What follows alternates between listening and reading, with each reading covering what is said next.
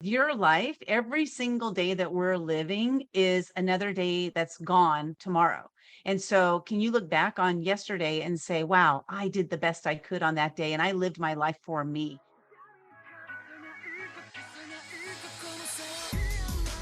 You are now listening to the Highlight Reel Builder for Authors, the Going North podcast. I'm your host, certified self-leadership trainer and author of the best-selling book, Stay the Course, Dom Reitman. And you're going to be getting some goodies today from the guest that's up next.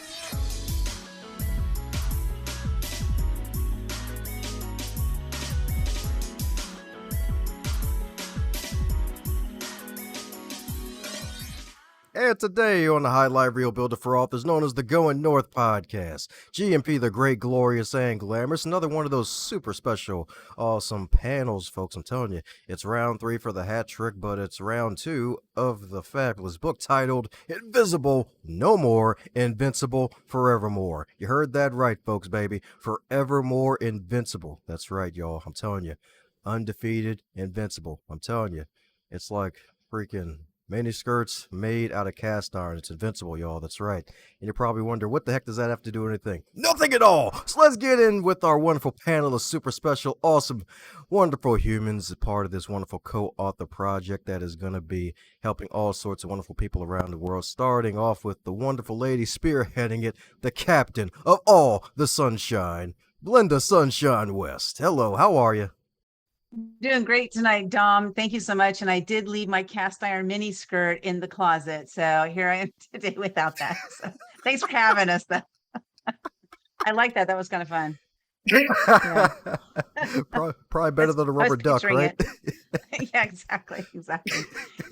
This project, Invisible No More, Invincible Forevermore, these are such incredible stories of women who have gone from feeling invisible to feeling invincible. And it's not about like being invisible or being invincible, it's about the feel. Because as human beings, when we walk around and we show up as ourselves and we have this confidence about ourselves, we have this feeling of invincibility. Nothing can stop me from doing what I want, right? Nothing can get in my way. And that's what this is all about, is moving from that place of really not feeling like you had any purpose or you had any passion or anything on this planet, to moving into that place of confidence. So I'm super excited to have the ladies that we have here today that we're going to be talking to. We are part 2 of the series. So thanks, Dom, so much for having us on your podcast and having us to showcase what we're doing and what we're all about.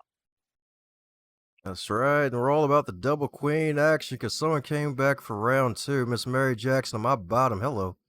Reintroduce yourself to the wonderful listeners, indeed, and inform us about the cupcakes you're baking.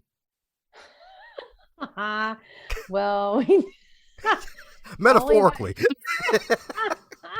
Yeah, it's late to be You making. didn't ask me about cupcakes, because I don't bake cupcakes. So Mary, it's on you. Go for it. Bake away. Well, I just let my 8-year-old bake them, so that might be a little dangerous, but only we get to wear the steel mini skirt. That's to be a title of a book: Bacon Cupcakes in a Steel Mini Skirt. Okay.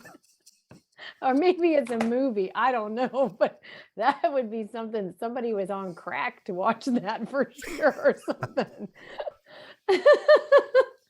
But anyways, Don, we always have too much fun with you, buddy.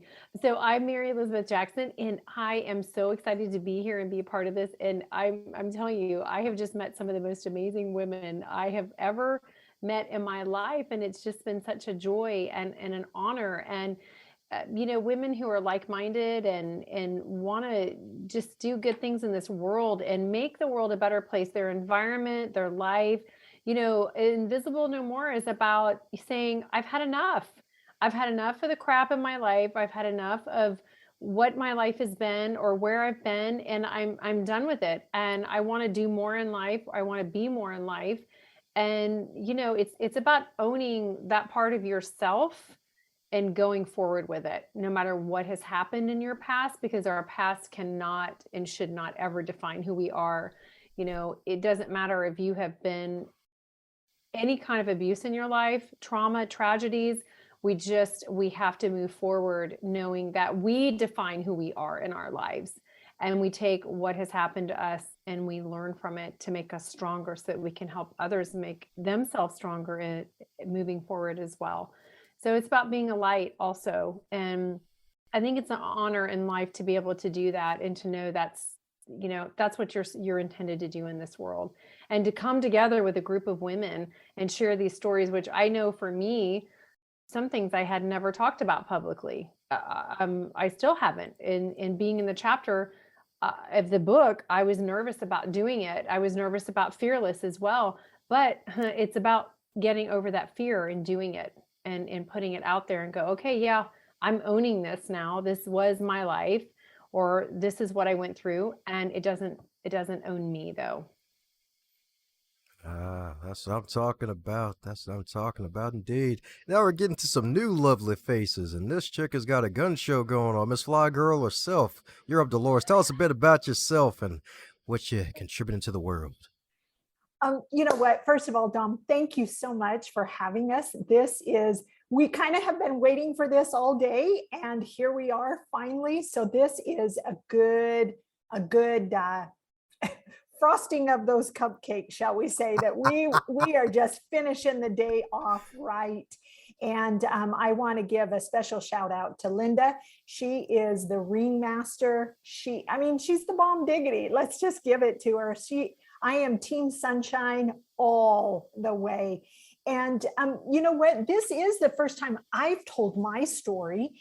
And even as I wrote it, like I was literally on the last paragraph and I'm like, oh, maybe I shouldn't do this.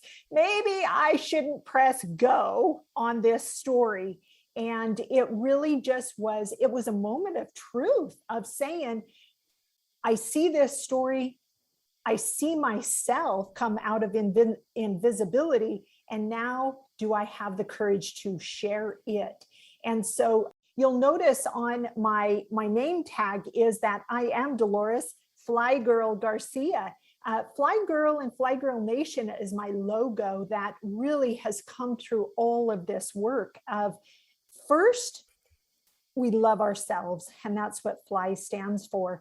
And that's how we bring our innate power into the world. And I love how Mary talks about being a light, but you know what? We aren't light bulbs. We are actually matches, and we are forever burning matches. As we light ourselves, we light somebody else up too, but we never burn out. And that is the way I think about it, is that as I light up, I light other people up too. And that's the only way that I can spread that goodness. And so out of the pain and the struggles of the past, we really step into our power of just how magnificent each one of us is in our own right. That's good stuff. Woo, that's right, folks. We ain't no light bulbs. We got to let it shine by being matches, y'all. We got to get lit, y'all. I'm telling you, we got to get freaking lit. Yes, indeed. And to keep it lit and make it a whole giant inferno, last up, we got the wonderful Pamela. Oh my gosh, I am so excited to be here because I'm lit up by all of you. When you shine your light on me, my light shines along with you. And Lynda Sunshine West is the star, and we're in her orbit. And I'm so blessed that I know Lynda. And now you, Dom, you're amazing. And every woman in this book. And, you know, Mary mentioned that if we've had trauma in our life, well, sometimes we inflict it on ourselves by covering up, by hiding the beautiful essence of ourselves. And that's what I did. I'm the lesbian love coach, and I'm here to tell my community it's time to stop hiding. As soon as you know who you are, be you in all of you. We don't need other people, our churches, our community, our parents to give us permission to be who we are, because we've already been given that permission. And so for me, it's to keep shining my light so that others can be free enough to be themselves. And it doesn't matter what your sexuality is. It's not just about that. It's hiding whatever you're covering up, whatever you feel makes you not good enough or judged by the world, and that we all need to just be open. That's what I'm about. This little light of mine, I'm gonna let it shine. This little Woo! light of mine, I'm Oh, gonna let it shine. Okay, oh. I had to break out Woohoo! in song, okay? There we go. That's all you get. Ah. Ask and you shall receive. Expect and you shall eventually receive. I love expecting good things to happen. Gotta love it. Gotta love it indeed. She's sunshine, baby. She's shining like the sun. That's right. The sun on all the buns that holds all the puns, y'all. I'm telling you. That's right indeed. That's right. So, since this wonderful book is about being invisible no more and going through your different stories and everything like that with all the trauma, especially that a lot of folks need to deal with, and this book is going to be helping many folks deal with that trauma. Is there any one particular key or skill or trait that you believe folks should at least consider or maybe add to their arsenal to help them come out of their invisibility in a way? Yeah, this is Linda Sunshine. And for me, it's really about that, like just like what Pamela said there, is like, don't wait for permission. Your life, every single day that we're living is another day that's gone tomorrow. And so, can you look back on yesterday and say, wow, I did the best I could on that day and I lived my life for me?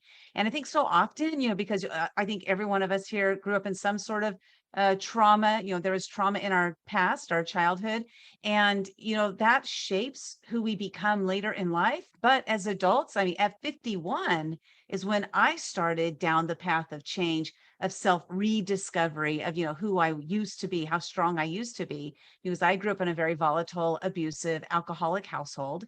And my first marriage was to somebody just like my dad. It's a common theme that happens to a lot of us, but that doesn't mean we're stuck there and we have to stay there. So for me, it was at 51. I hired a life coach who really helped me to unravel, like, who is Lynda? Who am I? And that's when I started to share my voice and speak out for myself and say, this is who I am.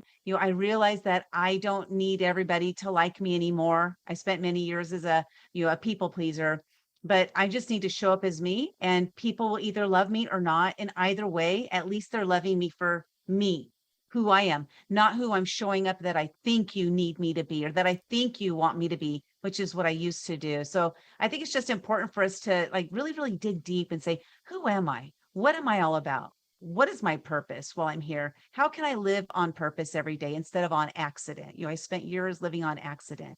And then stepping into that and saying, here I am, love me, leave me, either way, it's okay, because I'm still me, and showing up as you everywhere you go. And for me, that's like something that's been so instrumental in my growth, and every single one of the ladies here, like Pamela, I've known her for more years than any the other ladies here or anybody else in the book. Really, I've known Pamela longer than anybody.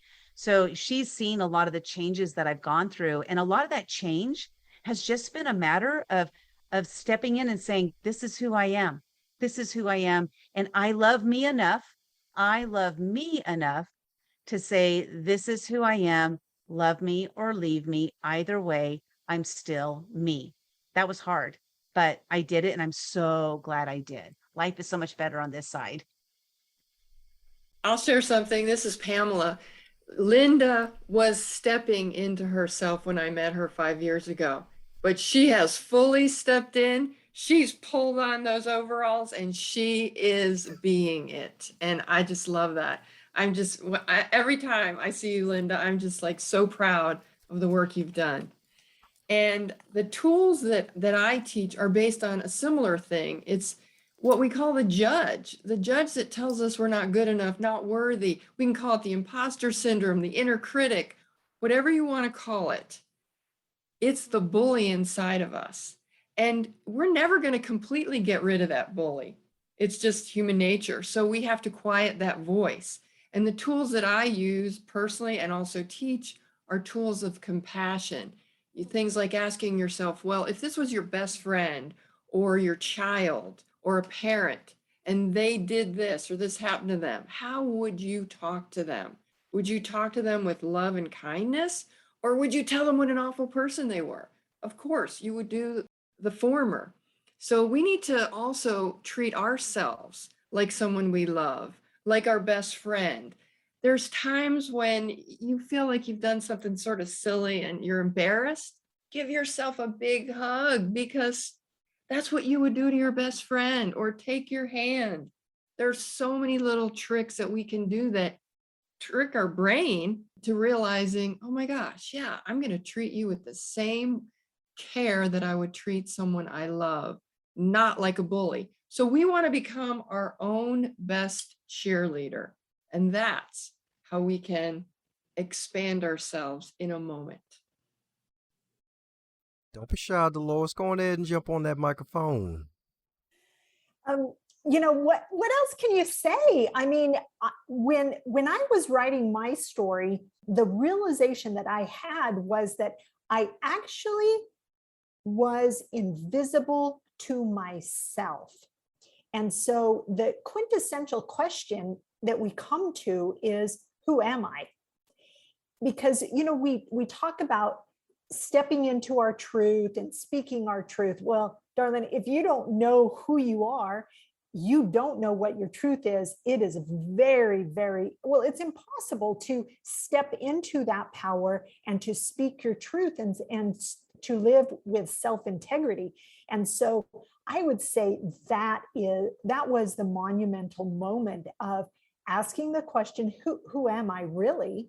And I'll share this very personal story, is that during my transformation and my beginning of this journey that was so profound, I actually had to ask the question, not who am I? Well, it was kind of an adjunct to that it was, do I have a soul? Because I grew up in a very strict, heavy religion, and it was all about, you know, the soul and the human body and all of this. And I will tell you the truth. I grew up with great questions that I had a soul, because I did not feel that there was anything divine. You know, if there's a creator, I mean, whatever your beliefs are, I'm just speaking from my own experience. I questioned whether there was any divinity in me. I kind of felt like I was just extra cosmic pieces and parts that were put together so that they didn't waste them. Oh, we got a couple arms and a leg, and let's put this heart in there, and we'll just make this person. And I felt like I was 100% physical, although I was taught that I had a spiritual nature. I was like, no, I don't think I do. I think you all do. You're all amazing. And I'm just extra pieces and parts. And that's where a big question came, was there anything divine about me like you all? And so who am I? Do I have a soul? Is there any greater power that cares about me personally? Not humanity, but Delores Garcia. And that was a profound moment. And I think that was just a big step on my process of coming into invincibility. The good news is I did get told that I do have a soul, and that I am divinely created, and that I do have divinity within me. And that was very good news. Yeah. Yeah, good news indeed. That's right. Because it's just human beings having a heavenly experience. Or did I screw those up? Either way, we all have souls here. You can't deny the spiritual realms. You just can't.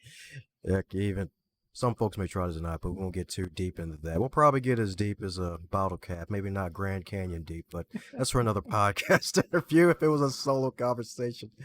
And of course, I know Miss Double Queen's got something to jump in and add into the magical pot that we got cooking here. I don't know. You guys covered some very important, deep stuff.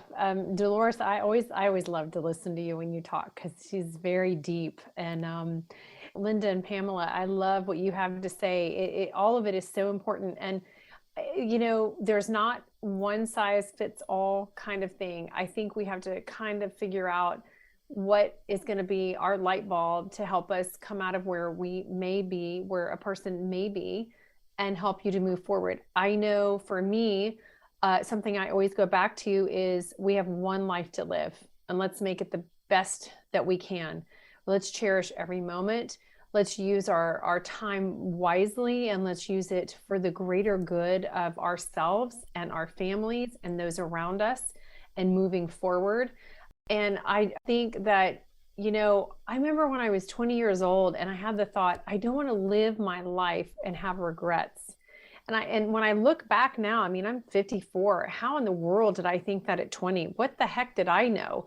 And so, yeah, there have been regrets in my life, but I really try to live with purpose so that I don't have those. I know it's something that Lynda talks about a lot, is not having regrets in life. And I think they're awful. I think it's awful to have regrets, especially the ones you can't go back and fix or redo or get a second chance for. So live purposefully. If you are in the pit of just the deepest pit in your life, one thing you have to do, I think it's one of the biggest, most important things, is we have to forgive ourselves. We have to forgive where we've been, what we've done, what we haven't done. If we, our own self-betrayal is a ginormous thing to overcome.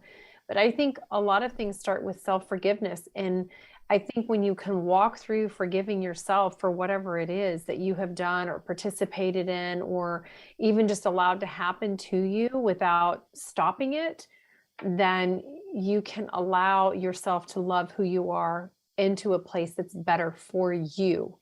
And there is brilliance within each and every single one of us. I don't care who's on this planet, there's brilliance inside all of us. And sometimes we just can't see it. Just depends on where we are.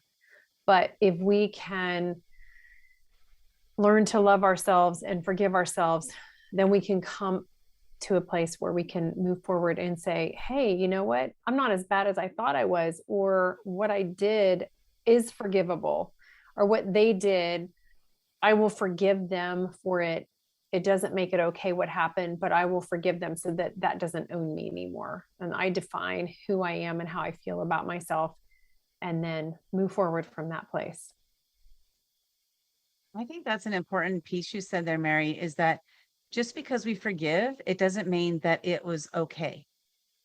Because the forgiveness isn't for them. Right. The forgiveness is for us so we can move on. I remember my dad, I was 16 years old and my dad almost killed me. He threw a chair at me. It was one of those big oak chairs, probably weighed about 50, 60 pounds. And it missed me literally by an inch and a half towards like the side of my head. So it almost like hit my temple. Right. So I feel like my dad, he didn't want to kill me. That wasn't his intention. And I know that, but I still had so much hate and disgust for him for so many decades until after he passed away. And then it was after he passed away about maybe 7, 8 years later that I started to go down a forgiveness journey. And it was hard. I didn't want to do it, but my life coach recommended I do it. And I resisted so much because she wanted me to go through it, right? It didn't mean it was time for me yet.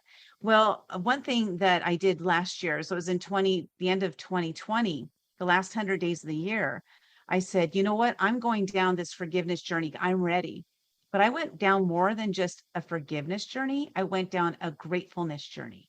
So I not only forgave my dad in those 100 days, but I also turned all the negative things that I was remembering about him and holding on to and carrying around, like this miserable person. I was carrying around all this hate for him for so many decades. And I turned it into gratitude. And what's so cool is it lifted that burden that I was carrying around. He's dead. Like he's not carrying the burden around. I was carrying it around. And I still allowed myself to do that. And it I was controlling part of you. It was controlling part of you. Yeah. Oh, definitely. Because I was holding on to it. It would help me to make decisions, right? I would make decisions based on that anger or that hate. And I saw him as a monster. And I flipped to the first words in my chapter in the book. So the book Invisible No More, Invincible Forever More. And Delores, I want to thank you for helping me write my chapter because she's an amazing ghostwriter. So thank you so much for that. But it starts off the very first words. And I had these words for my chapter years ago. Thank God the bastard is dead. Those are the first words of my chapter. My mom lived 55 years with a man who was abusive.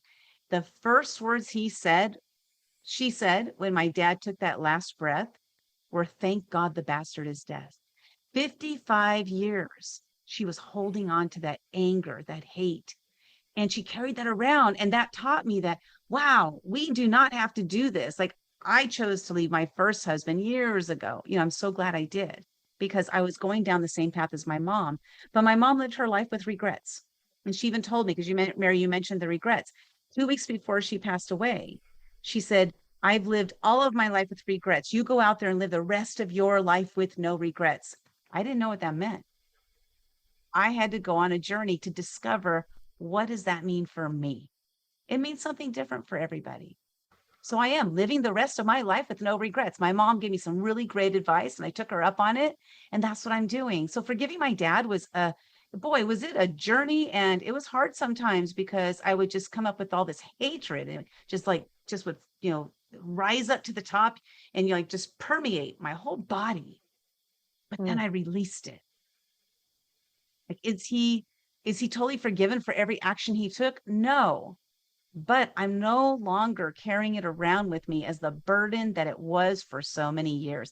The release of forgiveness and for gratefulness is not about them at all. It's about us. It's 100% about us. And when we can let that go, things will start to change. Our lives will get better, and you'll be called sunshine like me. That's right. And I want to say this, and this may be very touchy. I don't know. I've had to do this for myself. I have a daughter who was abused when she was 4 or 5 years old for 8 months in school. Okay. And for any parent, there are no words for what a nightmare it is. And I don't care what kind of abuse happened. It's a nightmare. It's the worst thing that could ever happen to your child besides losing a child.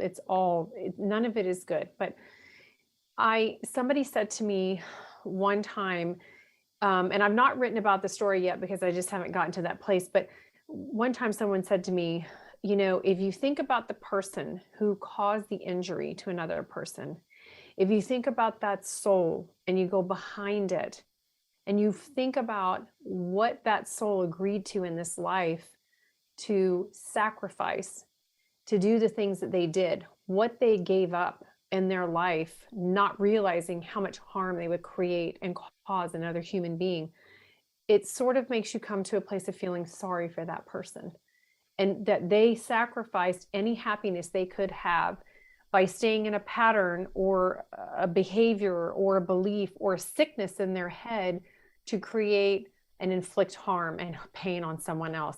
And isn't that sad? It's so sad when you think about it that way.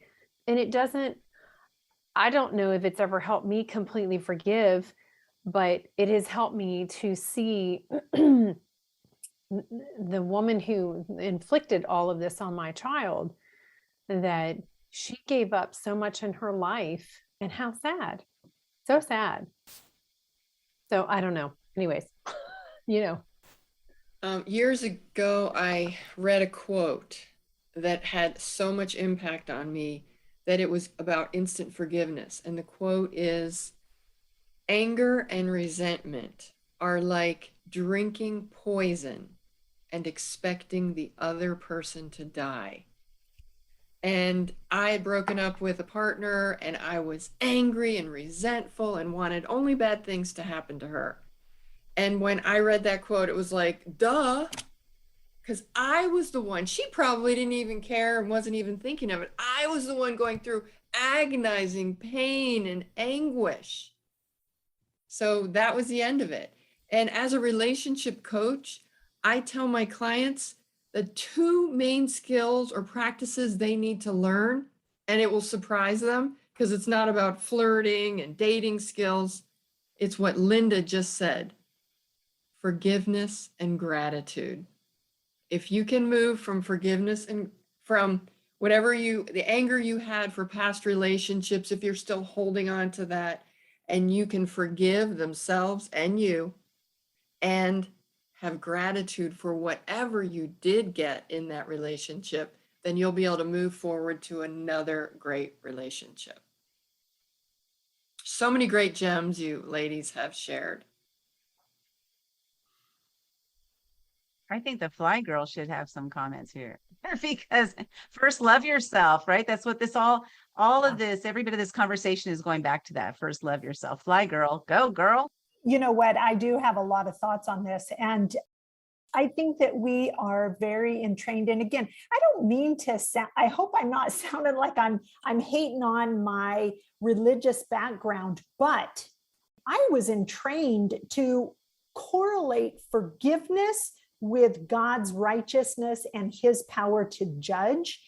And I used to get very confused about that. I have come to understand that forgiveness, especially when I am trying to practice it or instill that in my own life, it is in reference to the emotions that I am feeling about that situation and whether I am going to give them away, those emotions, or whether I am going to continue to carry them around. So I really appreciate the words that we've all spoken here, is that those emotions are meant to carry a message. And once that message, because a lot of times our anger is a method of protecting us, and that's good at the moment. It becomes very toxic when it gets stuck inside of us. Then it isn't so good. And so forgiveness for me is those emotions are to be given away, to be released, to be let go. And so I still get caught in forgiving and righteousness and godly forgiveness. I still get confused on that. And so when I practice forgiveness, I just immediately translate it to a release of old emotions, toxic residues of those old emotions that no longer serve me, and letting them go. Lynda, I think we need to write a book on this, but what is the connection between letting go of those toxic residues and morphing right? It's a perfect segue into a life of gratitude. And gratitude, when we are in a state of being of gratitude, that is one of the highest vibrational settings that we can ever experience. And how interesting is that you experience that? Let go of those toxic emotions, those toxic residues. I just kind of envision it that they're fermenting. There's a dry rot inside of us because those emotions don't have any purpose anymore. We let those go. And then our ability to infuse the gratitude for what beautiful things we do have in our life, it just opens up that space. So we clean out the old, we let go of it, and we infuse the empty spaces with that gratitude. I think it's a beautiful connection there. Women action takers who have gratitude for life. Yes. There we go. Yes. There's our next book. Probably one of the 253 titles, right, Lynda? We're getting there. We're getting there. That's right. Heck, a powerful thing you said there that I did love that kind of ties in with everything is the fact that you mentioned that you lived your life on accident. And now you're living your life by design. And what the wonderful thing about this book title, it's Invisible No More, but now Invincible Forever More. And the thing is, feeling invincible, there's going to be days when you're not going to be feeling invincible. So any gems that anyone wants to share when they're not feeling so invincible? I'll go first. I love to go first, I think. But it's so true that invincible. Even though I am in this place now where I live most of my life in this state of positivity, right? The state of gratitude. It doesn't mean I'm there all the time. So sometimes my mind will dip down back into who I used to be because that was a familiar place, right? So it's almost like running back home. You leave the house and then you run back home because things are tough out here on my own. And so you go back home to your parents, right? And then you need to get back out of there to get back on your own. So it's kind of like that. Like that analogy that when I'm dipping back, it's because I'm dipping back to a familiar zone that I was in for decades, for so many years. And so what I do is when I'm dipping back into that, fortunately today, that dipping back doesn't last very long because I feel it. I feel it inside of my body. My body, I never listened to my body before. I would hear people say, listen to your body, listen to your body. I was like, that's a crack of crap. I was like, that's ridiculous. What is that all about? But now it's interesting. 'Cause I wrote this down while Mary was speaking, is that sometimes we don't know we're in the dark until we're in the light. And I spent so many decades in the dark. I look at pictures of me back from the old days, and I can see how miserable I was. I can see it on my face. I can see it in my eyes. I can see it in the way I'm carrying myself. I can see that. And so now it's different because now I know when I'm dipping back into that place because I've been in the light for so long. It's now been about 6.5 years.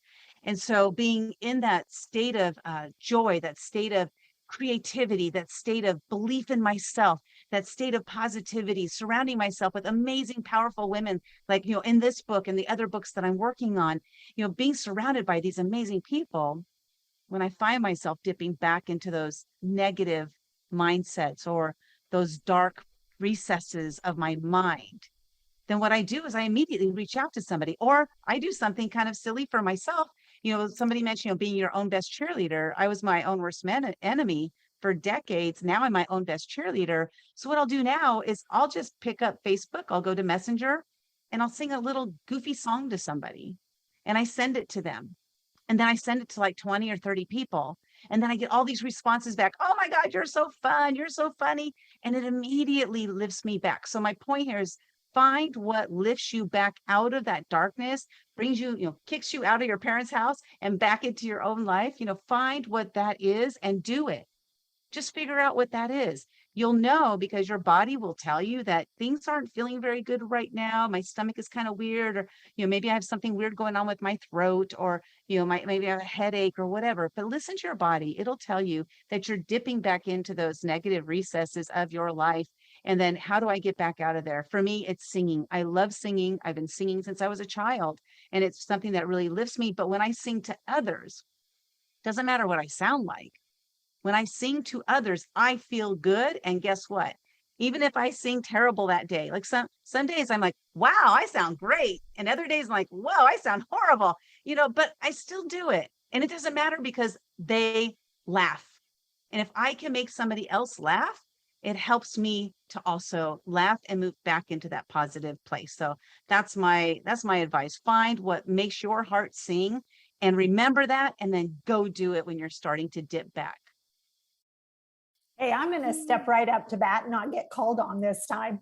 You know what? I love that, Lynda. And that is exactly what I thought. I thought about creating a system, a network, is that I have coaches, I have mentors, I have, who one of my biggest safety nets is my dear sweet daughter. She is the oldest soul on this earth, and she is my baby girl. And I tell her, honey, if I'm asking too much of you, or this is inappropriate, like, just tell me. And she's like, Mom, I love you. Come on, tell me the truth and get me going. And she just pulls me up. So I think creating a network, a safety net, a zone, an inner circle, whatever we want to call it, so that when you start getting those little feelings, that you can reach out to someone. I also put into practice my own skill set. I am a subconscious reprogrammer. I believe very much that when I am having a negative emotion, there's a message to that. Either it's an old residue that I need to let go of, or it's actually a new one that is telling me a message of something that I need to take care of. And so I will go into a meditation. I will do some reprogramming work, which is just some nice, deep mindset work. If there's old voices in my head, I'm like, okay, girl. So doing some inner child work. What are you trying to tell me? Sometimes my inner Delores is like, hey, you know what? Remember when this happened? This is what this feels like. And I go, oh yeah. So I do that kind of inner work to help clean out the attic, the stuff that is corroded upstairs. Yeah. I'm going to touch on what Delores said there about creating your own environment. When I created Women Action Takers, it was back in 2018. And I created that because I wanted to be surrounded by women who were action takers.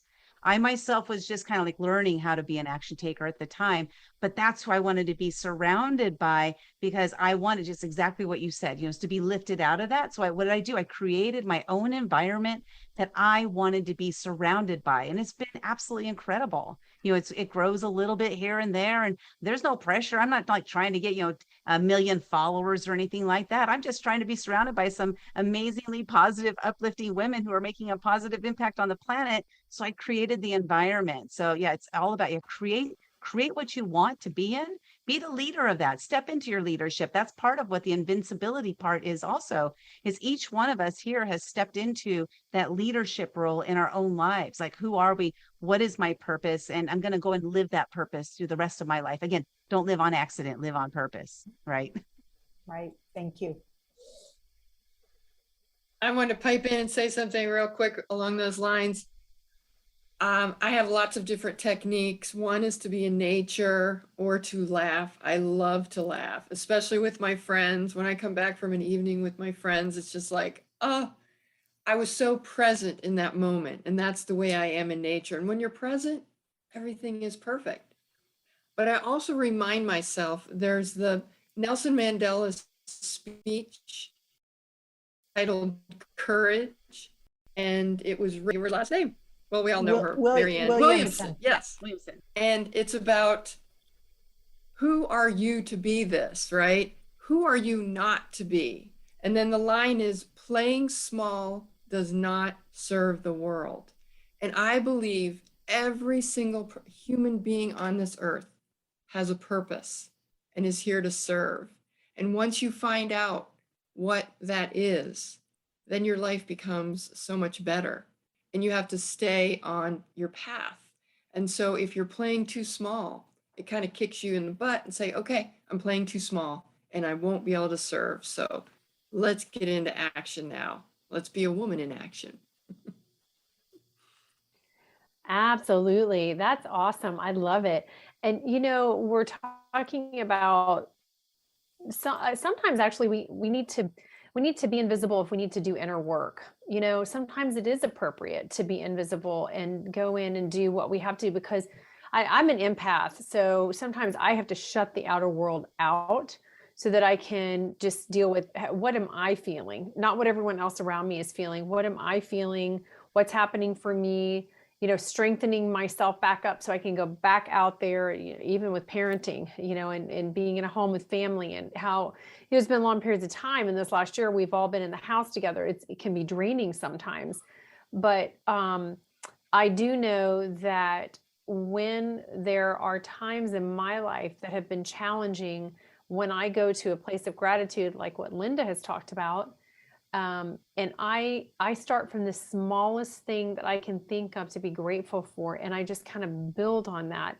That is something that really helps to get me back out of where I'm at, and to see that, well, to just be able to focus on all the positive things, and that take over from where I was. And it is about listening to the inner needs that we have. Sometimes, like Delores said, our inner child that needs to be nurtured. But being in a place of being down and acknowledging that that's where we are. It's not the end of the world. It's just where we are in the moment. And it may feel really ginormous, like we're a teenager and our emotions are bigger than the tidal waves coming in on the ocean, in the ocean and the sand at the beach.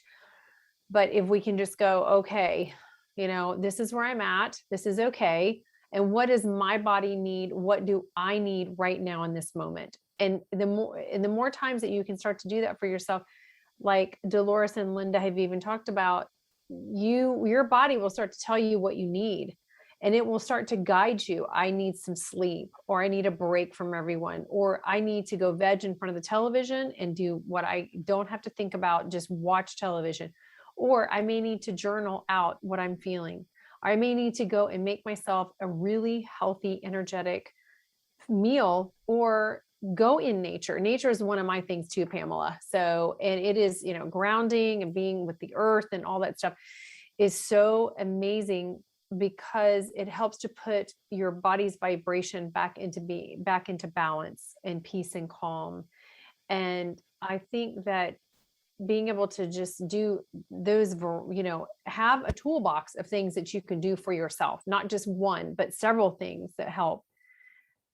It will help you to bounce back quicker. The more that you do it, the faster you can come back out of it. And like Lynda's talking about, go and make somebody else happy if you're feeling really bad about yourself, but own it if you need to just take time out for yourself, because it is a great show of self-love and nurturing and care when we do that for ourselves. And even if we're in the pit of hell, nurturing ourselves back out of it is such a huge, profound thing to do for ourselves, isn't it? Oh, yes, indeed. Oh, yes, indeed. If y'all ain't taking notes, listening, something wrong, because these are some gems, y'all. I'm telling you. We got like 50 tennis bracelets in the whole darn jewelry store tonight, y'all. I'm telling you. Or today, or in the middle of the night, whenever you're listening to this. That's right. No matter what location, no matter what time zone, indeed. I'm telling you. Lots of gems, y'all, and they shine. They don't even need no polish. They are automatically polished, indeed, because they are invincible forevermore gems, y'all. I'm telling you. Well, we're coming down to the magical question that every guest gets to receive in the interest of time. And I'm going to start with Pamela and Delores, since Lynda and Mary have had this question already. And that is, if you're to wake up tomorrow and you're 25 again, but this time in the current year of 2021 with all of your knowledge and experience, what advice would you give to yourself? I would give myself this advice. Do not compare yourself to others, because comparison is the thief of joy, and you will never be happy with your performance or even who you are if you're always comparing yourself to the next person. Pamela, that was great. Like, can I say ditto? Can I just go, oh, I just was going to say that same thing. Yes, you can. Well, then I say that, but I would tell myself, it's kind of the Marianne Williamson quote, is that I had glimpses of my greatness, but that was egotistical. That was like, ooh, like, oh, who do you think you are? So I would tell my 25-year-old, you step into your power, you own it. Just recently, I made some posts about getting criticized for being a Leo. And I was like, that just makes me want to be more of a Leo. So I have started to be unapologetically royal. And you know what? I'm sorry if I'm too Leo for you, but that's who and what I am. And so that's my advice. Be Leo. Okay, Delores, I just have to tell you, that is freaking hilarious. And you need it on a t-shirt, I don't know, on a billboard. Screw you, I'm a royal Leo. And so we know now that Delores likes to be petted and loved and told how amazing she is. Right? Well, that is true. That is true. I mean, you want me to be your pet? Just tell me how wonderful I am. And I'm like, oh yeah, I'll do anything that you want. Yeah, I will sit by your legs, Pamela, and I won't bother you. I'll just sit down underneath your desk like her little dog. Oh, Like, oh yeah, it's true. I love I'm glad you it. clarified it was like her little dog, because we could go anywhere with that comment. Yeah, well, it's 10:18 at night where I am. So yeah, and it's after 11 where Dom is. So yeah, this could be the late night Chicka Bow Bow show, right? So I'll hold Okay. back some of my nonsense. yeah, absolutely. We get a little giddy late at night. Okay, I guess I'm in the hot seat. So I would absolutely tell myself, I'm going to second what Delores and Pamela have both said, and just, you know what, screw what other people think. I'm sorry. That doesn't sound very nice, but we just have to decide what is our truth in life. And everybody has their own timing. Like Lynda and I both are late for certain things that have happened in our lives, like coming out and owning and moving forward and careers and things like that, because my life had me busy doing other things. So I would say I would like to have done a lot of this earlier so I could do even more with my life. And I would just say, quit worrying about what you're doing or not doing, and just do what it is that you want to do. What makes your heart sing? What makes your spirit just scream and stand up and dance and yell and laugh and do cartwheels? Do that. And if you have to figure out how to make money from it in your life, then figure that one out. But if you want to be Lynda Sunshine, then do what she's doing. If you want to do what Delores is doing, then do what she's doing. If be Pamela, be Dom, do what they're doing and follow what they're doing and make it your own thing with your own style. Because there are no two writers that are the same. There are no two dancers that are the same. There are no two singers that are the same. We can mimic, but they aren't the same. We have our own thing and our own style. Love that. Of course, I'm going to second all the ladies, because everything is like all these gems are dropping here, right, Dom? But I think what I would say is, this is a saying I came up with. In 2015, I faced a fear every single day for a year. And one of the things that I realized is my biggest fear was that fear of judgment. And Mary said something. She said, screw what other people think of me. But here's what I came up with, is that I want to know what other people think of me. Here's the difference, is today, it no longer adversely affects my life. Right. So your opinion does matter to me. You might 100% agree with me. You might call me freckle-faced, or I don't really have a lot of freckles, but if you do call me that, then that's okay too. But you might call me names, what have you. That doesn't matter to me anymore, because it no longer adversely affects my life. I used to take what other people said as the thing, right? And that I let that control my every move. I would do things based on what I thought other people wanted from me, or what I thought was going to make them happy. And, living life that way, being a people pleaser, it's not all that great. I'll tell you what, it's not all that great. But when we can step into that power and say, you know what, here I am, and I'm just showing up as me wherever I go. One thing I discovered this is that, a lot of people say to me, I love how authentic you are. And I'm like, well, that's a thing. Like, I didn't know that was a thing, And so that's just what that meant, was that I'm showing up as me, and people are recognizing it, and they love me for that. And so those who don't like who I am, because if I'm like the Leo, I'm not a Leo, but I'm a Pisces.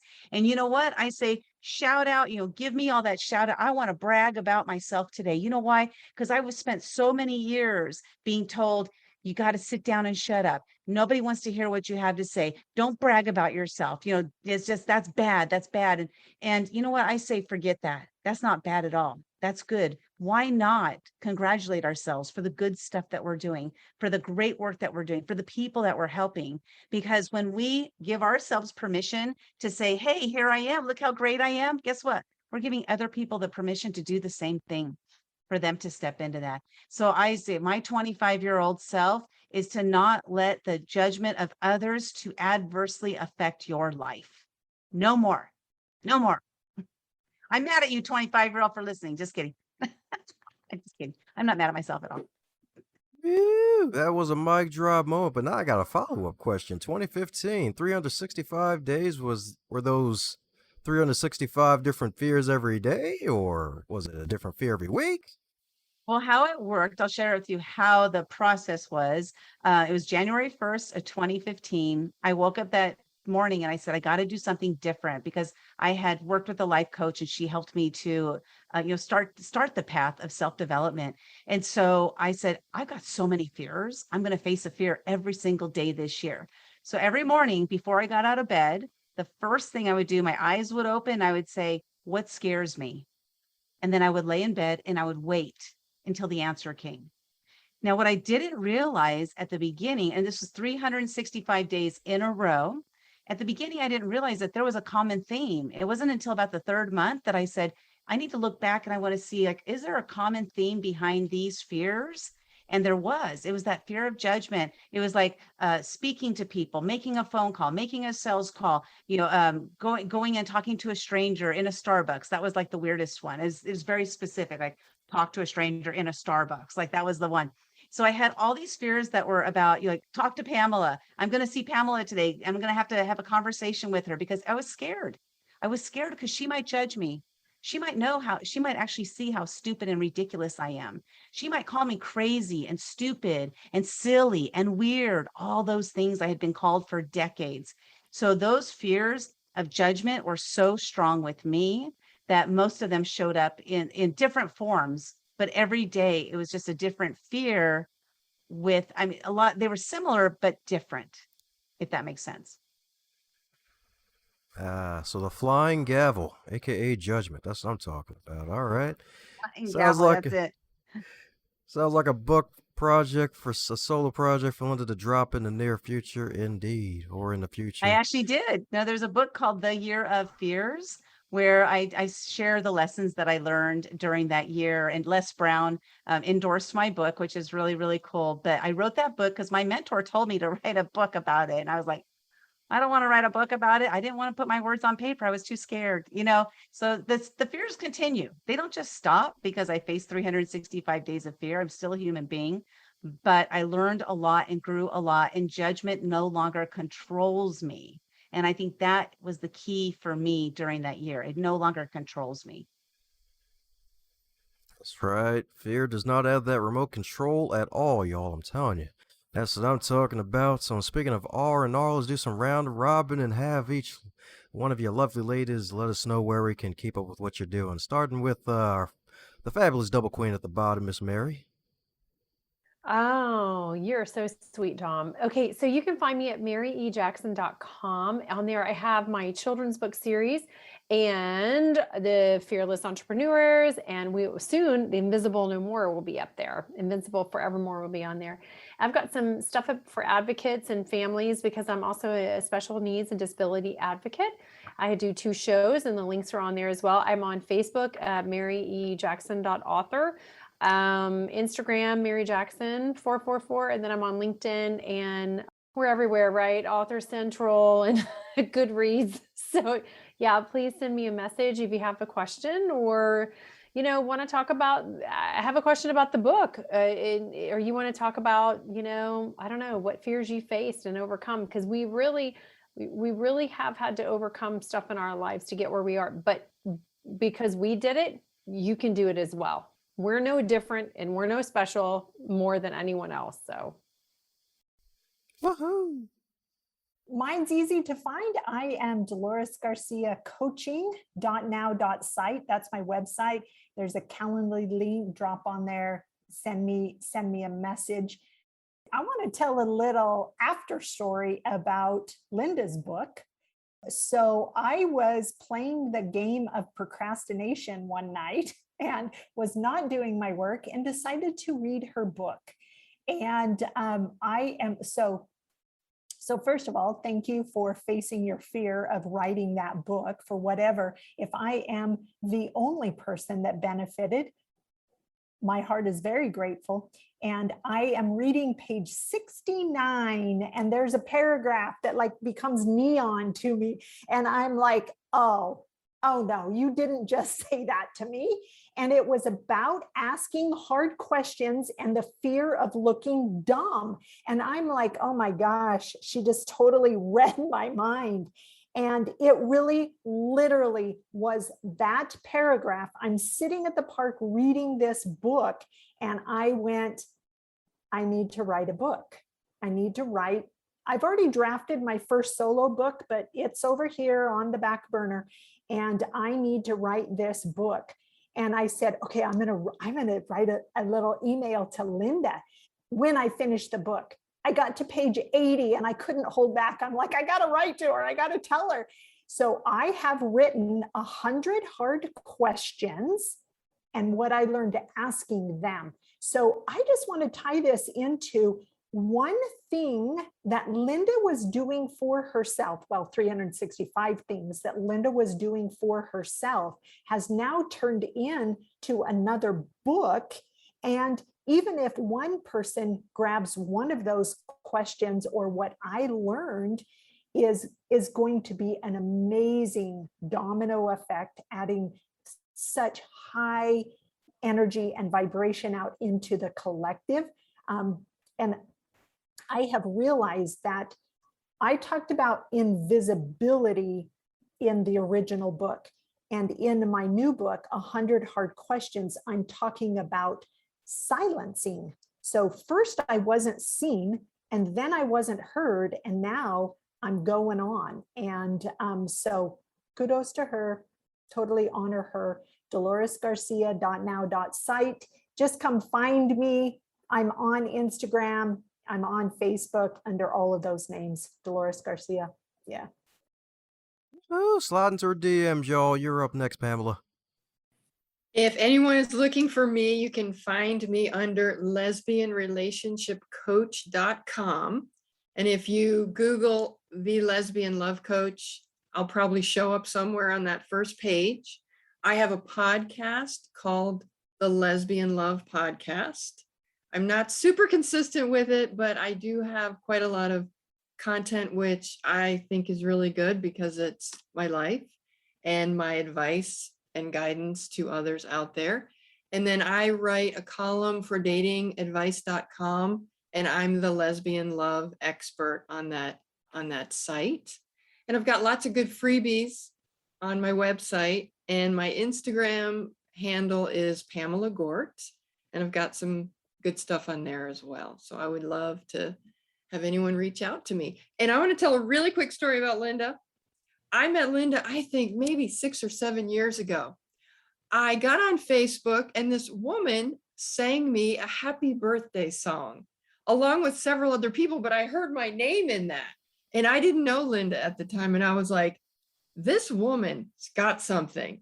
Like she did it to these really cool songs and everything. And I had to know her. And very soon after that, our worlds kind of collided. And I got to know Lynda and just have continued to deepen our friendship over the years. And she is, like I said, someone whose orbit you want to be in. Ooh. That's right, be in her orbit, y'all. So for those who want to jump in Lynda's orbit, what's the best way for folks to do so? Happy birthday, happy birthday, That was one of my favorite ways. Yeah, I sang 365 days in a row, 2 years in a row. So it's over 700 days in a row. I sang happy birthday to all of my Facebook friends. So that was an interesting 2 years. Thanks, Pamela, for reminding me that. I just love that kind of stuff. How can they find me? I'm Lynda, Lynda, at womenactiontakers.com. You can find me Women Action Takers. I have womenactiontakers.com website, as well as we're on LinkedIn, on Facebook, Instagram. I'm all over the place, but it's all Women Action Takers. And then also Lynda Sunshine West. Please follow me on Clubhouse, my absolute favorite app in the world. Well, it's still here at least. And follow all of us. We're all on Clubhouse. We're doing it. We're putting ourselves out there and making an impact on the planet. So, everybody, this is about, again, this book is about going from invisible to invincible. So these stories that these women share in the book, they will inspire you. They will motivate you to take action in your life so that you become a woman action taker. Join us in our Facebook group and our LinkedIn group. Just join us, because we're having a great time and we are motivating and inspiring each other to continue to take that action to live the life that we truly want to live. And that's what we want to do for you as well. Thanks, Dom, so much for having us. This has been a blast. To the past, from the past. To and from the past, I'll take both of them. It's the past somewhere. That's right. Yes. Thank you, Dom, so much for having us on. Thank you. Thanks, That was Dom. wonderful. Oh, my pleasure indeed. Any parting words from anyone else before we close up shop? Live your life with no regrets. It's never too late. Yes. Believe in yourself. You shine all the time. And I like chocolate. Thanks a bunch for listening to this podcast episode. Hope you really enjoyed it. Be sure to subscribe to this show if you haven't already, because more greatness is coming your way. And if you're so inclined, be sure to share with at least 3 other people in your network, so that way more folks can catch the fire that is on the Going North podcast. Keep winning at life and advance others to advance yourself.